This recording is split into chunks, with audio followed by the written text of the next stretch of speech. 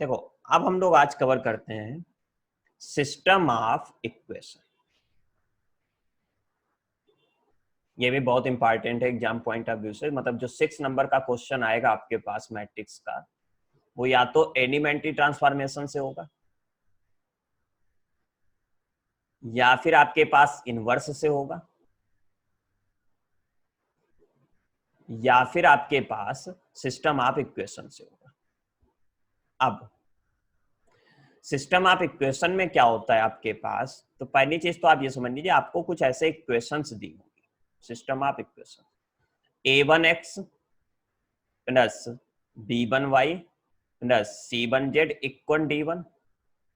इसी टाइप से एक दूसरी equation a2x plus b2y plus c2z equal d2। And third equation मान लीजिए आपको दी हुई है a3x plus b3y plus c3z equal d3। तो मेनली आपके वो तीन ही इक्वेशन दी होंगी इस टाइप से, a1x plus b1y plus c1z equal d1, a2x plus b2y plus c2z equal d2, a3x plus b3y plus c3z equal. अब जो हम मेथड डिस्कस कर रहे हैं वो मेथड डिस्कस कर रहे हैं मैट्रिक्स मेथड। एक दूसरा मेथड भी होता है क्रेमर मेथड होता है, जो डिटरमिनेंट में आप पढ़ेंगे। तो अभी हम डिस्कस कर रहे हैं मैट्रिक्स मेथड। तो बेटा पहली चीज इसमें आप ध्यान रखेंगे कि इक्वेशन हमारे पास दो टाइप से होती है। दो टाइप के सिस्टम ऑफ इक्वेशन होते हैं। फर्स्ट वन होता है आपके पास होमोजीनियस। कोई भी बच्चा होमोजीनियस अगर बताना चाहता तो बताए क्या होता है। और दूसरा होता है नॉन होमोजीनियस। सनुमा बेटा बताएंगे होमोजीनियस का मतलब?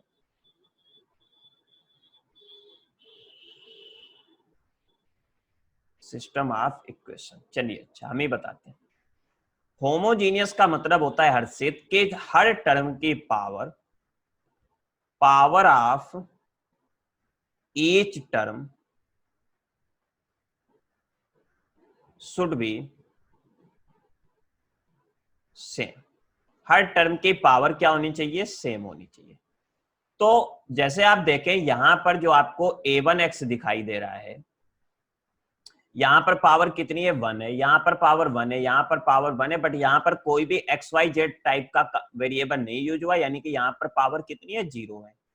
तो होमोजीनियस होने के लिए ये जो कांस्टेंट टर्म है इनकी वैल्यू हमेशा क्या होनी चाहिए? 0 होनी चाहिए। यानी कि d1 इक्वल d2 इक्वल क्या होना चाहिए? d3। ये हमेशा होगा 0 के बराबर। और नॉन होमोजीनियस इक्वेशन में क्या होगा कि at least one of d1 d2 और d3 इज नॉन जीरो, यानी कि d1 d2 d3 में से कम एक कांस्टेंट ऐसा होना चाहिए जो जीरो ना हो। मतलब किसी एक की वैल्यू 1 हो जाए, 2 हो जाए, 3 हो जाए, या दो की भी हो सकती है, या तीनों भी ऐसे हो सकते हैं जो जीरो ना हो, बट कम से कम एक ऐसा होना चाहिए जो जीरो ना हो। अगर ऐसा है तो उसको हम लोग बोलते हैं नॉन होमोजीनियस इक्वेशन। अब बेटा अगर होमोजीनियस इक्वेशन है तो फिर क्या होगा, और नॉन होमोजीनियस है तो क्या होगा? तो पहली चीज तो आप ये याद रखें, कुछ हम पॉइंट लिख रहे हैं। each homogeneous equation, each homogeneous system of equation, system of equations has at least one solution। यानी कि अगर आपके पास होमोजीनियस इक्वेशन है तो उसका एक सोल्यूशन हमेशा जरूर होगा। और कैसे होगा वो चीज आप समझिए।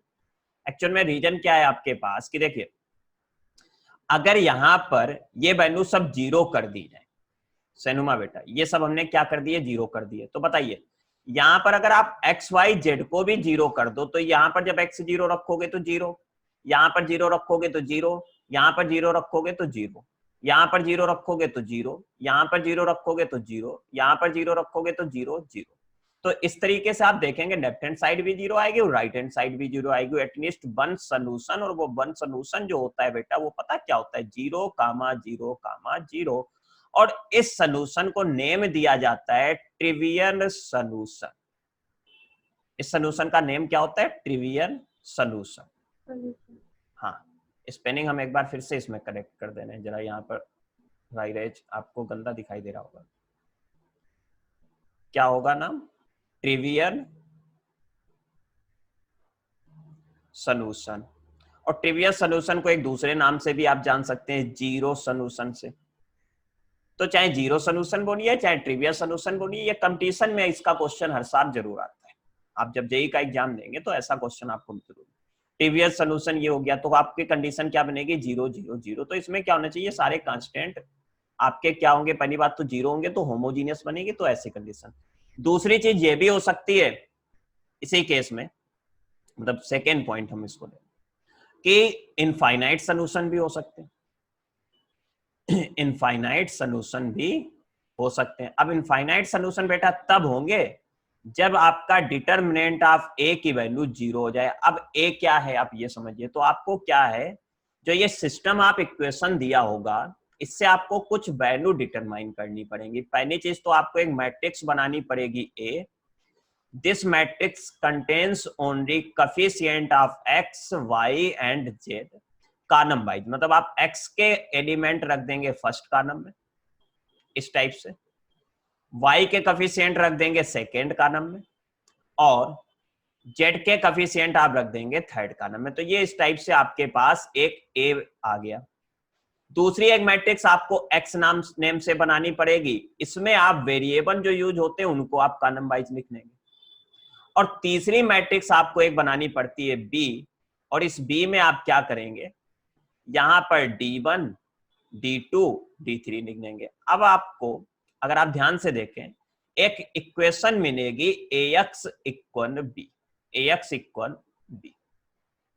अब AX इक्वल B का क्या मतलब वो समझ। देखिए आप A में अगर X का प्रोडक्ट करें तो देखिए फर्स्ट रो का फर्स्ट कॉलम से होगा जब, तो A1X plus B1Y plus C1Z equal B। तो आप जैसे ही कंपेयर करेंगे इक्वल D1, यानी कि पहली इक्वेशन मिल गई। सेकेंड का सेकेंड से करेंगे, फर्स्ट से करेंगे तो दूसरी मिल जाएगी, थर्ड का जब फर्स्ट से करेंगे तो आपको तीसरी मिल जाएगी। तो आपको इस टाइप से सारी इक्वेशन मिल सकती है। तो यहां तक तो डिस्कस हुआ होमोजीनियस के बारे में, बट आपको जो एकेडमिक पॉइंट ऑफ व्यू से फोकस करना है 12th में, वो नॉन होमोजीनियस इक्वेशन पर करना। वो क्वेश्चन किस पर बेस्ड आता है वो भी हम बता रहे हैं आपको। तो अब हम डिस्कस करते हैं नॉन होमोजीनियस सिस्टम इक्वेशन के बारे में। तो देखिए यहां पर क्या है आपके पास, जब हम लोग बात करेंगे नॉन होमोजीनियस सॉल्यूशन के बारे में, तो पहले आप इसका एक स्क्रीनशॉट ले लें, फिर हम इस पर डिस्कस करें थोड़ा सा। आप सभी लोग इसका एक स्क्रीनशॉट ले लीजिएगा बेटा। आई थिंक ले लिया होगा सभी ने। अब थोड़ा सा हम पोर्शन अपने पास इरेज करते हैं फिर अपने पास चीज की तो हमने ये नीचे का पोर्शन यहां से ये इरेज किया।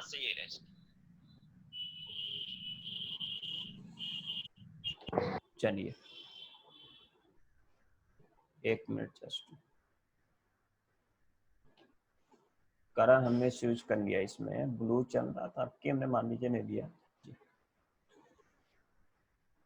अब देखिए हमने क्या किया यहाँ पर कि जो नॉन होमोजीनियस है आपके पास, इसमें हमारे दो केस बनेंगे। एक केस तो बेटा ये होगा जब आपके पास डिटरमिनेंट की वैल्यू 0 ना हो, डिटरमिनेंट की वैल्यू 0 ना हो। अगर आपके पास डिटरमिनेंट की वैल्यू 0 नहीं है तो आप जो AX इक्वल B लिखते हैं ना, यहां से आप इनवर्स फाइंड कर सकते हैं, क्योंकि any matrix is invertible, any matrix A is invertible, कोई भी मैट्रिक्स A इनवर्टिबल होगी, स्पेलिंग अपने देख लेना, if determinant of A does not equal 0। अगर किसी मैट्रिक्स के डिटरमिनेंट की वैल्यू 0 ना हो तो आप उसका इनवर्स फाइंड कर सकते हैं, अदरवाइज इनवर्स फाइंड नहीं कर सकते। तो यानी कि यहां हम इनवर्स फाइंड कर सकते, तो हमने दोनों तरफ क्या किया, A इनवर्स से प्रोडक्ट कर दिया। तो जब आप A इनवर्स से प्रोडक्ट करेंगे तो आपको देखो यहां पर क्या मिलेगा, ये I मिलेगा, ये X मिलेगा, ये A इनवर्स B मिलेगा। I का किसी में भी प्रोडक्ट हो तो वो X ही रहेगा। तो आपके पास एक ये इक्वेशन निकल कर आएगी। ठीक है, तो बेटा ये चीज ध्यान रखें क्योंकि यही आपके में यूज होनी, मतलब कि X equal to A inverse B, लेकिन उसके लिए determinant of A does not equal 0 होना चाहिए। और अगर ऐसा है बेटा तो जो नंबर ऑफ सोल्यूशन होते हैं वो 1 होते हैं, यानी कि यहां पर हम लोग बोलते हैं यूनिक सोल्यूशन। क्या बोलते हैं? Unique solution. अब जो ये अच्छा होमोजीनियस में जो ये इनफाइनाइट सोल्यूशन होते थे, इसका एक दूसरा नाम होता था नॉन ट्रिवियल सोल्यूशन। इसका एक दूसरा भी नेम होता है नॉन ट्रिवियल सोल्यूशन। अब देखिए ध्यान से, अब जब आप इतना काम कर लेंगे तो एक केस नॉन होमोजीनियस में भी ये हो सकता है कि डिटरमिनेंट की वैल्यू बेटा कितनी हो जाए? 0 हो जाए। सनुमा बेटा डिटरमिनेंट की वैल्यू कितनी हो जाए? 0 हो जाए। तब आप क्या करेंगे? उसे आप थोड़ा ध्यान से समझिए। तो ए एक्स इक्वल आपके पास था बी, तो यहां पर हमने क्या किया? दोनों साइड एडजॉइंट ऑफ ए का मल्टीप्लाई किया, तो ये बन गया बी। अब एडजॉइंट की एक प्रॉपर्टी है, एडजॉइंट ऑफ ए, इनको हम एक वीडियो में डिस्कस भी करेंगे डिटेल से आपके पास पूरा।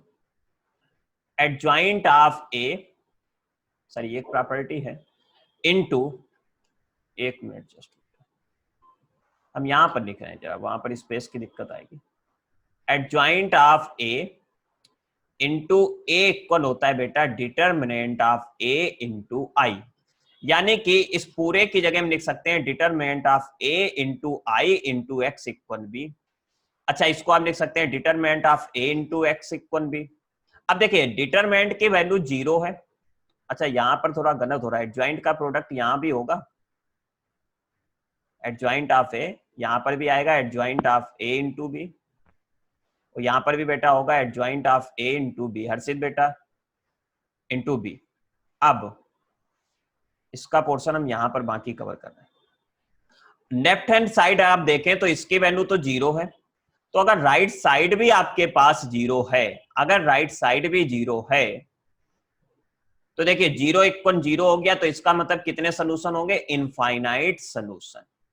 लेकिन left hand side 0, right hand side 0 नहीं है, तो यानी कि 0 एक इक्वल क्या आएगी? एक नॉन जीरो वैल्यू आएगी। तो इस केस में कितने सोल्यूशन होंगे? No solution. कितने सोल्यूशन होंगे?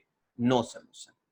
तो ये कुछ चीजें बनती है, आप इसका भी एक स्क्रीनशॉट लें और फिर हम एक बार समराइज व्यू में डिस्कस करते हैं। नहीं लिया होगा आई थिंक सभी ने।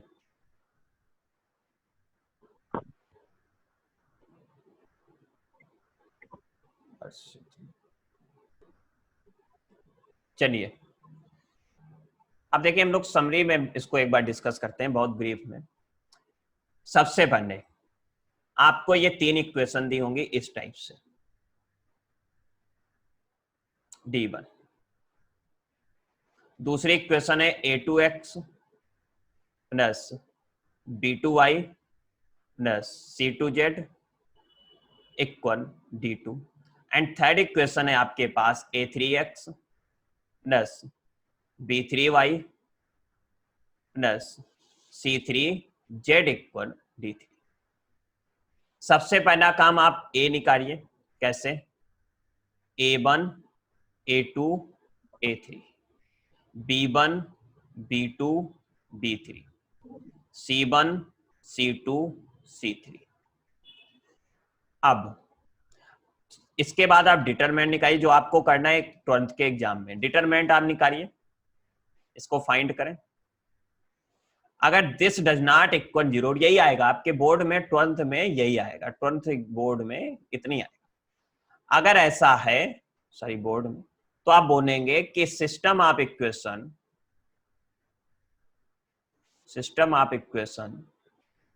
Has unique solution. System of equation has unique solution.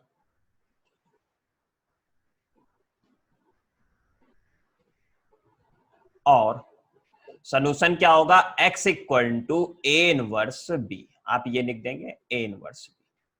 दूसरी चीज, अगर आपके पास देखिए ये आ गया तो यूनिक सोल्यूशन, और क्या हो जाएगा कि x equal to A inverse B. दूसरी चीज हम लोग कुछ डिस्कस कर रहे थे, होमोजीनियस सिस्टम। होमोजीनियस में हमने क्या बोला था कि अगर डिटरमिनेंट की वैल्यू जीरो ना आए, अच्छा होमोजीनियस में आपको D1 D2 D3 जीरो होने चाहिए, अगर ये ना आए तो केस होता है ट्रिवियल सॉल्यूशन का। किसका केस होता है? Trivial solution. और अगर डिटरमिनेंट की वैल्यू जीरो आ जाए तो इसका ये केस होता है non trivial solution. Non trivial solution का मतलब है यहाँ पर इनफाइनाइट सॉल्यूशन, इनफाइनाइट सॉल्यूशन। दूसरी चीज, जब non homogeneous system of equation है, non homogeneous system of equation में ये कि D1 D2 D3 में से कम एक ऐसा होना चाहिए जिसकी वैल्यू जीरो के बराबर ना आए। वहां पर अगर ये वैल्यू जीरो आ जाए, ये आपके कंप्लीशन पॉइंट ऑफ व्यू के पॉइंट से, अगर determinant of A does not equal zero, तो बेटा सोल्यूशन होते हैं यूनिक सोल्यूशन, यानी कि नंबर ऑफ सोल्यूशन कितना होगा? 1। यूनिक का मतलब होता है 1 एंड ओनली 1। और अगर डिटरमिनेंट की वैल्यू जीरो है और साथ में आपके पास adjoint of A into B की वैल्यू भी जीरो है अगर, तो इसका मतलब यहां पर कितने सोल्यूशन होंगे? Infinite solution. और अगर ये जीरो है लेकिन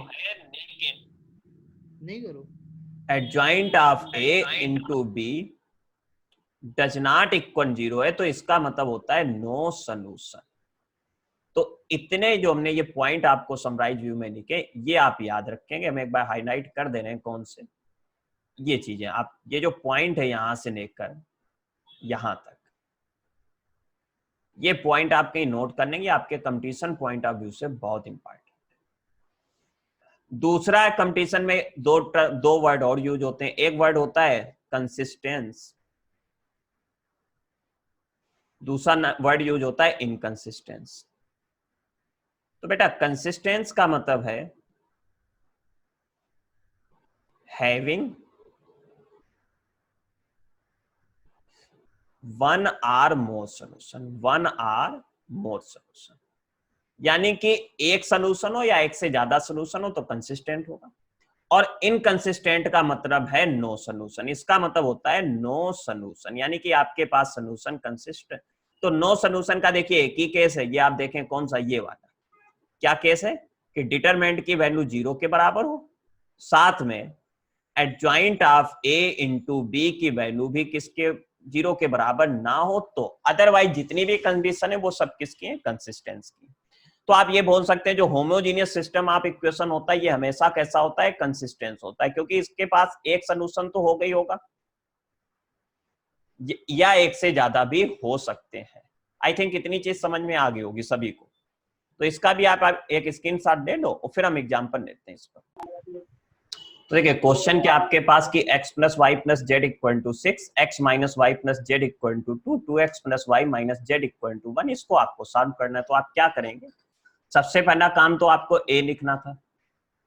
तो जब आप a लिखेंगे तो कैसे लिखेंगे? फिर से देखिए एक बार ध्यान से।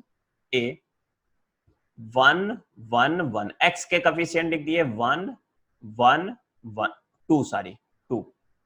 फिर y का कोफिशिएंट 1 माइनस 1 1, फिर z का कोफिशिएंट 1 1 माइनस 1। जब आपने यहां से डिटरमिनेंट की वैल्यू निकालेंगे तो आपको क्या मिलेगा? 1 into 1 minus 1 minus 1 into minus 1 minus 2 और प्लस 1 इंटू 1 माइनस माइनस हो जाएगा प्लस 2। तो इस टाइप से ये आपको मिला 0 प्लस 3 प्लस 3, यानी कि टोटल वैल्यू आपको मिली 6 that does not equal to 0।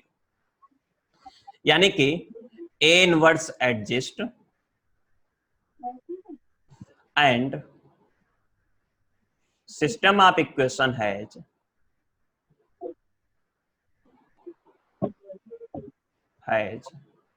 Unique solution. System of equation में क्या होंगे? यूनिक सॉल्यूशन होंगे।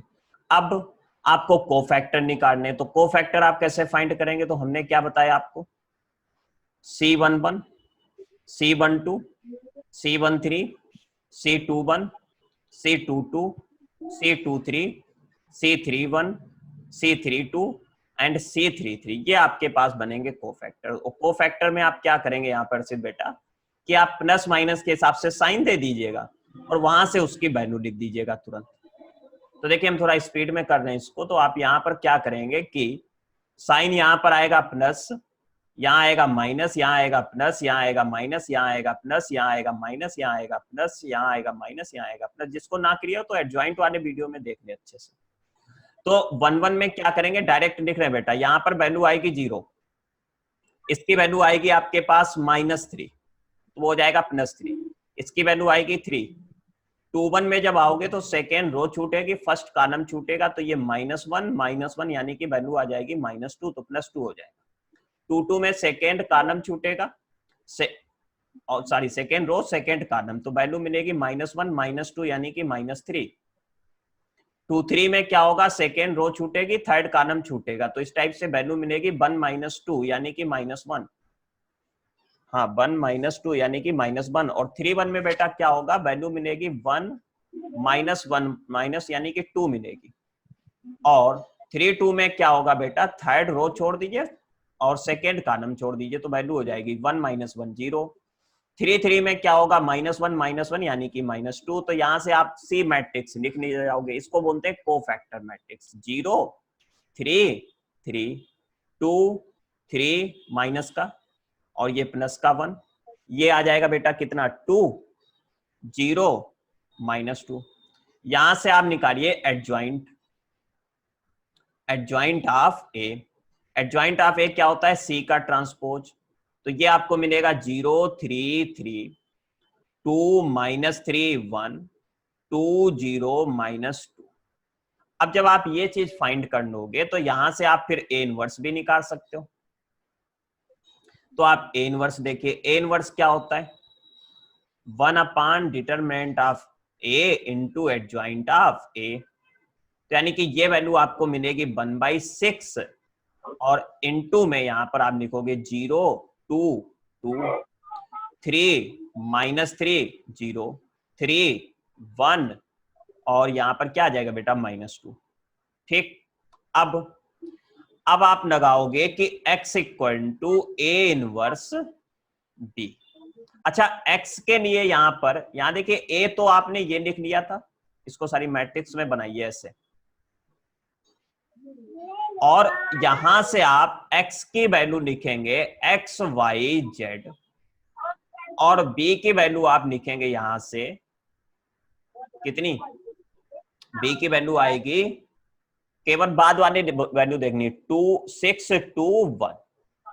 चलिए तो यहां पर बेटा आप लिख दोगे x y z, यहां पर a इनवर्स पूरा आ जाएगा ऐसे ही 0 3 3 2 -3 1, यहां पर हो जाएगा 2 0 -2 और उसके बाद यहां पर आप लिखेंगे b की वैल्यू। अच्छा b की वैल्यू कितनी है, 6 2 1। अब देखिए इतना करने के बाद अब आप क्या करेंगे, फर्स्ट रो का मल्टीप्लाई कराएंगे फर्स्ट कॉलम से।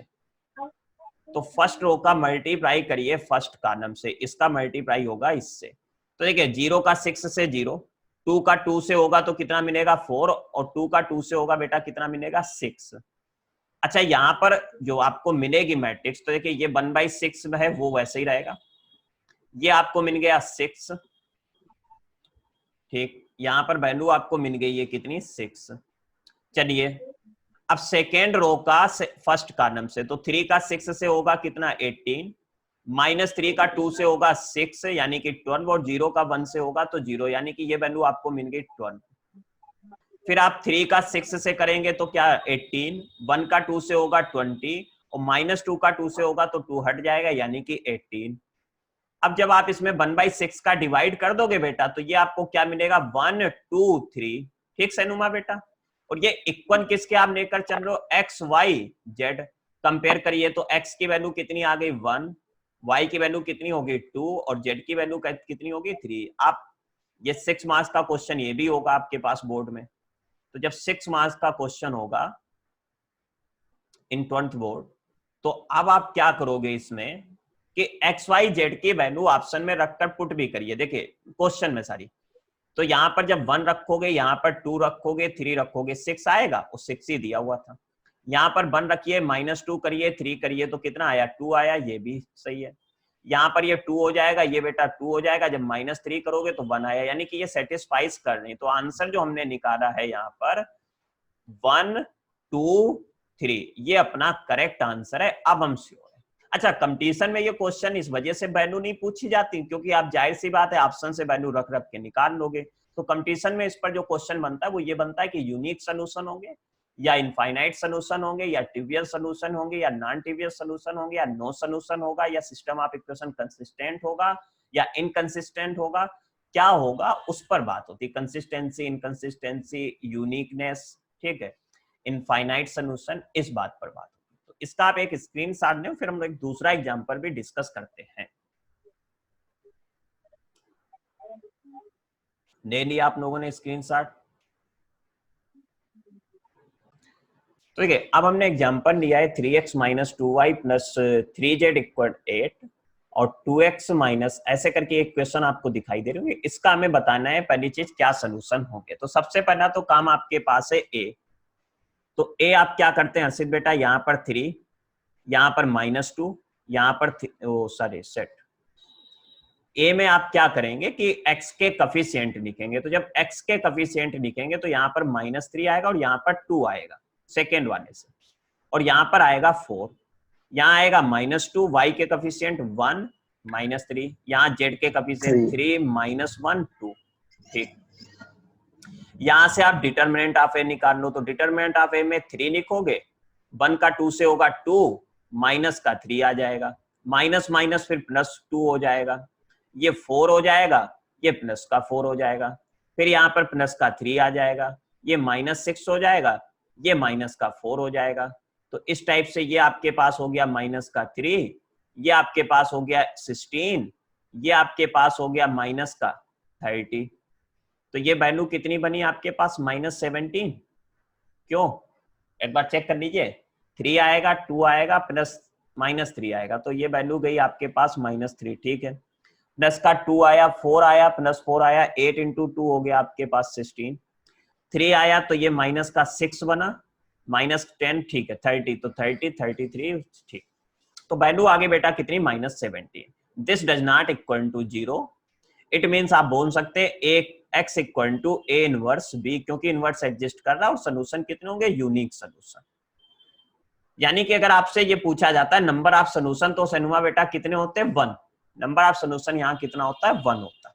अब ये करने के बाद अब हम यहाँ पर क्या करेंगे कि सबसे पहला काम है अपने पास वो कोफैक्टर निकालना। तो C11, C12, C13, C21, C22 and C23, C31, C32, C33 sign दे देंगे आप। यहां पर साइन कैसे आएंगे देखिए ध्यान से, आपको पता हो चुका होगा, रट गए होंगे, plus minus plus minus plus minus plus minus plus. Value करिए, 1 का मतलब फर्स्ट रो छोड़ दिए, फर्स्ट कॉलम छोड़ दिए। तो देखिए जब इसको आप करेंगे तो यही वैल्यू आया करेंगे जो आपकी डिटरमिनेंट में वैल्यू आती है ना, ये शुरू में ये तो वही वैल्यू आएंगी। तो आप चाहें तो उसी से लिख सकते हैं, यानी कि यहाँ वैल्यू आएगी -1, यहाँ पर वैल्यू मिलेगी आपको 8, यहाँ पर वैल्यू आपको मिलेगी -10, ये 3 वैल्यू तो आपको वही मिल जाएंगी।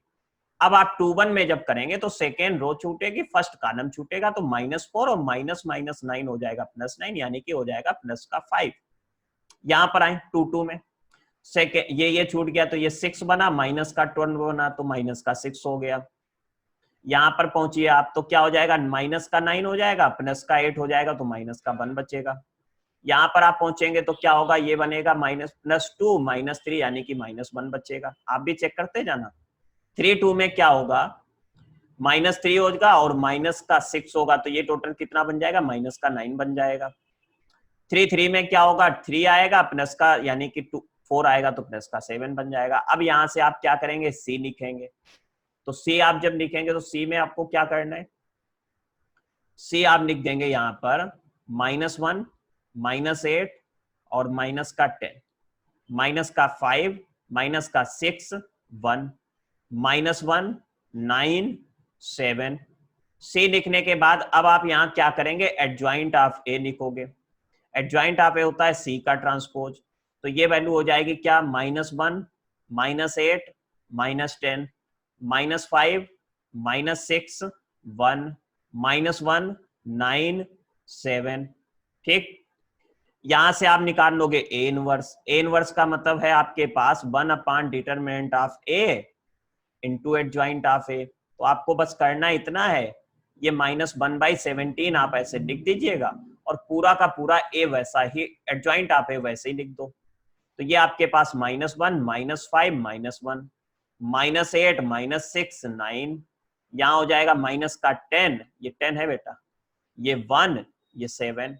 इतना करने के बाद अब आपको क्या करना है कि x equal to A inverse B. अच्छा, ए इनवर्स आपके पास ये आया हुआ है, -1 -5 -1 -8 -6 9 -1 नहीं -10 सॉरी 1 7। और बेटा बी कितना है आपके पास, तो बी आप क्वेश्चन से देख सकते थे। बी आप अगर हमें लिखना होता तो बी में हम क्या लिखते, बी में हमें लिखना होता 8 1 और 4। तो ये बी की वैल्यू यहां रख दीजिए 8 1 4। अब आप मल्टीप्लाई करिए फर्स्ट रो का फर्स्ट कॉलम से, तो कि इसका होगा -8, इसका होगा -5, इसका होगा आपके पास -4। तो जरा देखिए कितना आएगा, -8 और -5 -4 -17 आएगा बेटा। तो ये आया आपके पास -17। चलिए सेकेंड रो का फर्स्ट कॉलम से करिए। -8 का जब आप -8 का 8 से करेंगे तो कितना आएगा, -64। और -6 का जब 1 से करेंगे तो बेटा कितना बनेगा, -6 ऐड करके बना 70। और 9 का जब 4 से करेंगे तो बनेगा 36। 70 में जब 36 को ऐड करोगे -76 में, -70 में, तो वैल्यू मिलेगी आपको -34। नाउ -80 एंड 1, और ये आपके पास जाएगा कितना बेटा, 28 और 1 हो गया 29। 80 से अगर सब्ट्रैक्ट कर दो तो अच्छा 80 माइनस का है तो ये -51 बनेगा। तो देखिए यहां पर भी अगर आप देखें x की वैल्यू अगर हम पुट कर दें, ये x की वैल्यू यहां पुट कर दें, तो x हम लोग क्या मानते थे, XYZ। यहां पर आप x भी लिख लेना, ठीक है, ये सब ऊपर ही काम करना होगा आपको, XYZ। तो ये वैल्यू होगी XYZ, और ये आप जब डिवाइड कर देंगे तो यहाँ पर 1 2 3 आ जाएगा। तो इस तरीके से इस क्वेश्चन में भी x की वैल्यू कितनी आ गई, 1, y की वैल्यू 2 एंड z की वैल्यू 3। अब आप तुरंत फटाफट क्या करिए, क्वेश्चन में जाइए और वैल्यू पुट कर करके देख लीजिए। जब यहाँ पर रखेंगे तो 3 × 1 3 -4 + 9, तो 3 - 4 बना कितना, -1 + 9 8 आ गया, बहुत सही, सही है। यहाँ इसमें चेक करिए 2 + 2 कितना, 4 4 - 3 1, ठीक। यहाँ पर 4 4 - 6 -2 और +6 तो 4 आ जाएगा, सही है। यानी कि इक्वेशन ऊपर वाली सेटिस्फाइज कर रही है, तो इसका सोल्यूशन यही होगा।